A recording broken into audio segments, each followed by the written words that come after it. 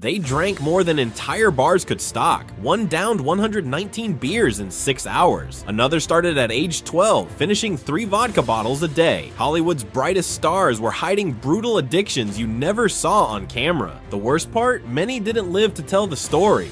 Number 10. Humphrey Bogart. You know his face from Casablanca, The Maltese Falcon, and The African Queen. But off-screen, Humphrey Bogart was living a very different story. His alcoholism was one of Hollywood's most open secrets, yet it was rarely discussed publicly while he was alive. At his worst, Bogart could easily consume 2 quarts of liquor a day, often starting his mornings with martinis and barely slowing down until late into the night. Friends often joked, Bogart's a hell of a nice guy, until 11:30 p.m. That's when everything changed. After that point, his personality would shift, becoming aggressive, unpredictable, and sometimes violent. He once assaulted women at a nightclub after a drunken argument and even stole a restaurant safe, leaving it abandoned on a Beverly Hills sidewalk hours later. On set, his demands became bizarre. During filming, he often refused to work unless his wife personally delivered him a thermos filled with martinis. One infamous day, he showed up to Warner Brothers in his pajamas, riding a bicycle around the studio lot while completely intoxicated. Even as cancer began devouring his body, Bogart refused to part with alcohol. In his final days, weakened and frail, he still clutched a glass of sherry. When asked about sobriety, Bogart once famously admitted, "The only time I was sober was the most miserable afternoon of my life." Did you notice that? Go back and watch again. Hollywood still celebrates the myth, but often ignores the man behind it.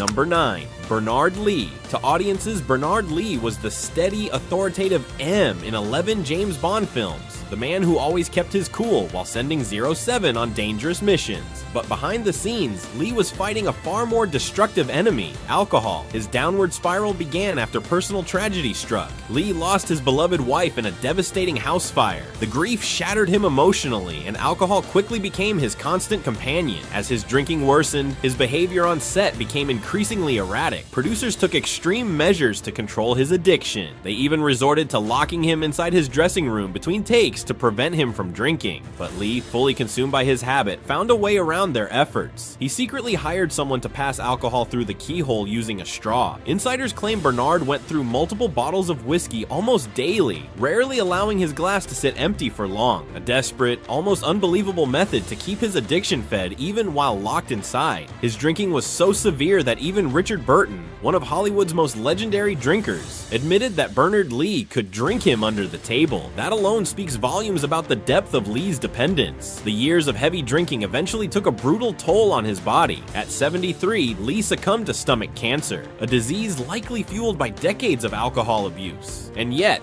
to the public, his struggles remained almost invisible. Did you notice that? Go back and watch again. His mask never slipped on camera. Number 8. Peter O'Toole. Few actors captured audiences like Peter O'Toole. With 8 Oscar nominations and unforgettable performances in Lawrence of Arabia, The Lion in Winter, and Beckett, his talent was undeniable. But while his career soared, his personal life was spiraling deep into alcoholism. From the earliest days of fame, O'Toole's drinking was relentless. He once casually went out for a beer in Paris and woke up days later in Corsica, nearly 1,000 kilometers away. His legendary binges became Hollywood folklore. Even during filming, O'Toole was often intoxicated. Entire productions like Beckett were completed while he was regularly drunk. His memory of world events suffered as well. In one interview, he jokingly admitted he didn't learn about John F. Kennedy's assassination until 22 years later. During his peak years, O'Toole was known to finish 1 or 2 full bottles of whiskey in a single day, often rolling those benders into multi-day drinking marathons. A surreal confession that captured just how lost he was in alcohol. Despite multiple health scares and medical warnings, O'Toole carried on drinking for decades. His stomach was eventually so damaged that he underwent multiple surgeries, forcing him to finally give up alcohol. But by then, years of abuse had already reshaped his once youthful face. The sharp, handsome features that defined his early career had withered. Peter O'Toole passed away at 81, leaving behind not only cinematic masterpieces, but one of Hollywood's most legendary battles with addiction. But next, Errol Flynn's wild spiral into excess makes even O'Toole's drinking look modest. Number 7. Errol Flynn. Errol Flynn wasn't just Hollywood's most charming swashbuckler. He practically defined the reckless, wild lifestyle that many stars later tried to imitate. With legendary roles in The Adventures of Robin Hood and Captain Blood, his on-screen heroics masked one of the most dangerous personal spirals in Hollywood history. Flynn didn't just drink. He indulged in every form of excess. He famously partied with Fidel Castro in Havana, hosted wild drug-fueled yacht orgies, and proudly referred to his Malibu mansion as cirrhosis by the sea. His home became a revolving door of Hollywood elite, where alcohol, cocaine, and women flowed freely. On film sets, Flynn's drinking was openly visible. He would arrive drunk and bet his crew members $500 that he could seduce his leading ladies before the shoot wrapped. Many times he won. His behavior became so infamous that studio executives struggled to keep productions on schedule. But behind the bravado, Flynn's body was collapsing. At just 30 years old, his doctor gave him a chilling warning. His organs were already starting to fail from years of abuse. By then, Flynn was drinking at least 1 to 2 bottles of vodka per day,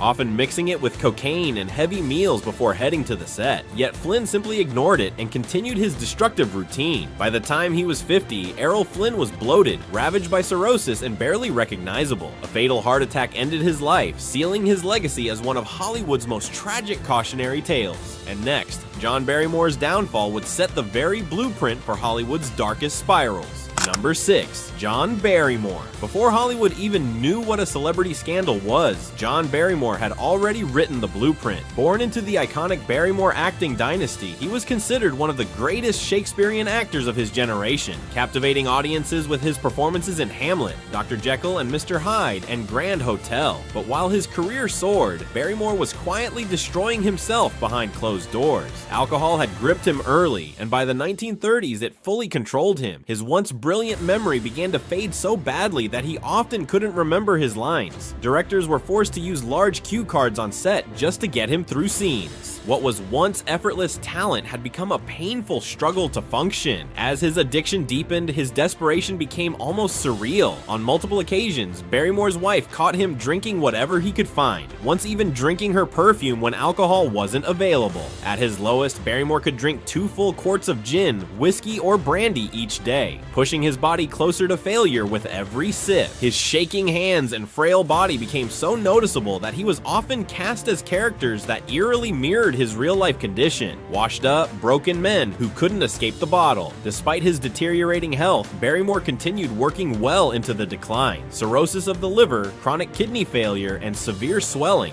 known as edema, slowly consumed his body. At 60 years old, his body finally gave out. In a cruel twist of fate, the man hailed as one of Hollywood's earliest acting legends became equally remembered for his tragic alcohol-fueled downfall. But coming up next, Oliver Reed's shocking excess made even Barrymore's tragedy look controlled. Number 5. Oliver Reed. For most people, alcohol is a vice. For Oliver Reed, it was practically a full-time profession. The British actor, known for films like Oliver, The Three Musketeers, and later Gladiator, built an entire off-screen identity around his outrageous drinking habits, and proudly lived up to his reputation. Reed's drinking stories have become almost legendary. In one of his most infamous feats, he consumed 126 pints of beer within 24 hours. That staggering number equals over 70 liters of beer, an amount that would hospitalize almost anyone else instantly, followed by handstands on the bar and challenges to foot races. As if gravity itself couldn't keep up with him. Even fellow actors, known for their own excesses, couldn't match his staggering tolerance. But Oliver Reed wasn't just drinking quietly in private. His public drunken antics became notorious headlines.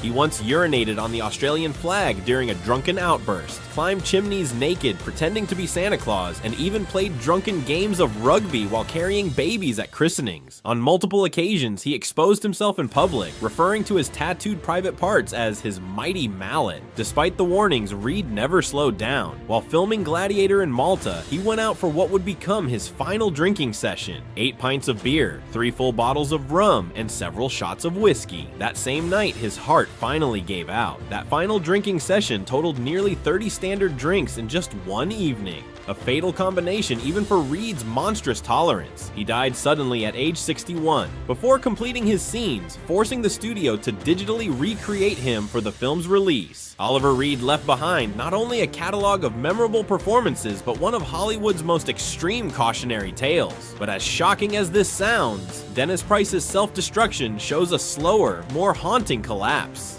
Number 4. Dennis Price. Dennis Price was the picture of refined British charm. Born into aristocracy, blessed with matinee idol looks, and backed by immense talent, he quickly became one of the UK's rising stars. His breakthrough role in Kind Hearts and Coronets remains one of the finest British comedies ever made. But behind the polished image was a man slowly collapsing under personal demons. After a failed marriage and secretly struggling with his homosexuality in a far less accepting era, Price found solace in alcohol. What started as a coping mechanism soon turned into a deliberate, slow suicide. The deeper his pain, the more he drank, and his drinking was not subtle, it was systematic. Price's daily routine involved Guinness and Scotch for breakfast. He was said to finish a full crate, nearly 24 pints of Guinness, every single morning before adding Scotch into the rotation for the rest of the day, often followed by entire crates of alcohol that he personally brought to the studio. Colleagues recalled how he'd drink continuously from morning until night. His dependence was so severe that even basic tasks became difficult. Once, during a stage performance,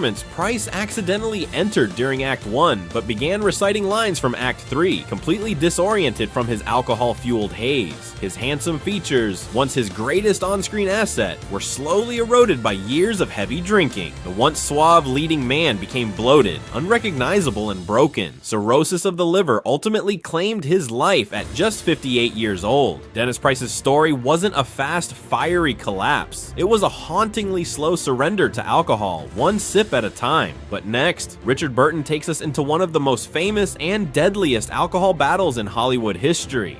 Number 3.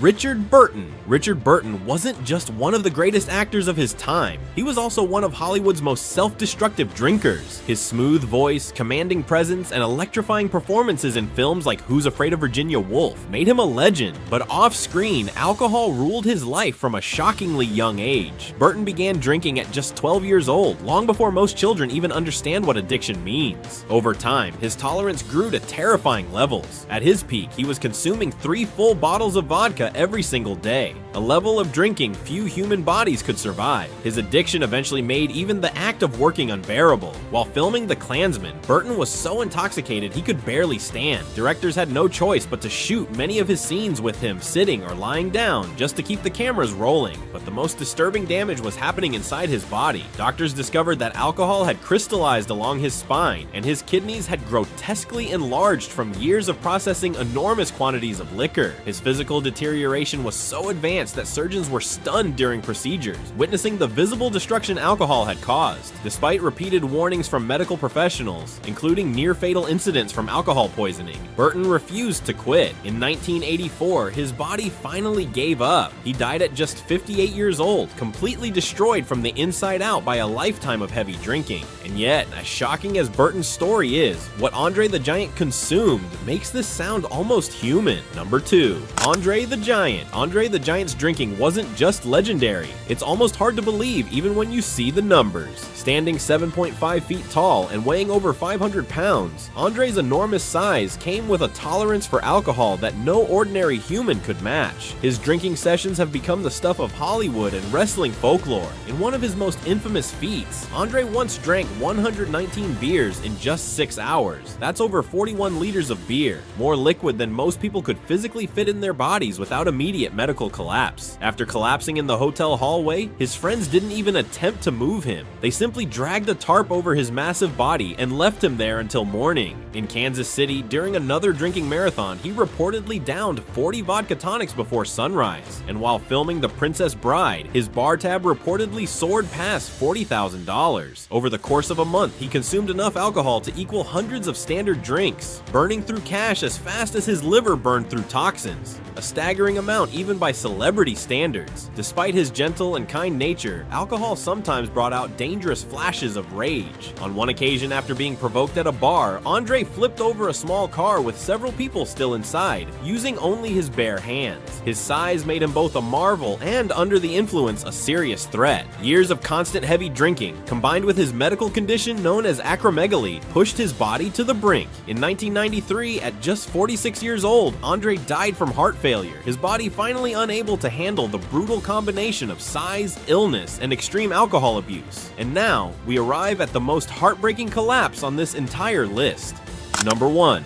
Barbara Payton. Barbara Payton was once one of Hollywood's most promising stars. With her stunning beauty, she quickly landed leading roles opposite giants like Gary Cooper, James Cagney, and Gregory Peck. For a brief moment, she was poised to become one of the most sought-after actresses in the 1940s and 1950s. But behind the glamour, Barbara's personal life was unraveling fast. Her world spiraled into a storm of scandal. Affairs with powerful men, violent relationships, legal troubles, shoplifting charges, and prostitution. And through it all, one constant remained: alcohol. By the early 1960s, her drinking had taken complete control. She was drinking heavily every single day, often starting early and blacking out by nightfall. Arrested multiple times for public intoxication in her final years. Once found sleeping at a bus stop on Sunset Boulevard, wearing only a bathing suit and a coat, she became a symbol of Hollywood's harsh indifference to those it discarded. Her numerous arrests for public drunkenness painted a painful portrait of someone spiraling far beyond help. After losing custody of her young son, Barbara's collapse only accelerated. Night after night, she drifted between bars, clinging to alcohol as her career, finances, and health deteriorated. Her appearance changed so drastically from alcohol-induced damage that she became almost unrecognizable to those who once adored her on screen. At just 39 years old, Barbara Payton died of heart and liver failure, a tragic ending that many fans never even realized had happened. Her fall was so rapid, Hollywood barely even paused. Did you notice that? Go back and watch again. If these stories shocked you, there's so much more hidden beneath Hollywood's surface. Hit like, smash subscribe, and drop a comment with your wildest Hollywood theory. Then click the video on your screen. What's revealed next will leave you questioning everything you thought you knew.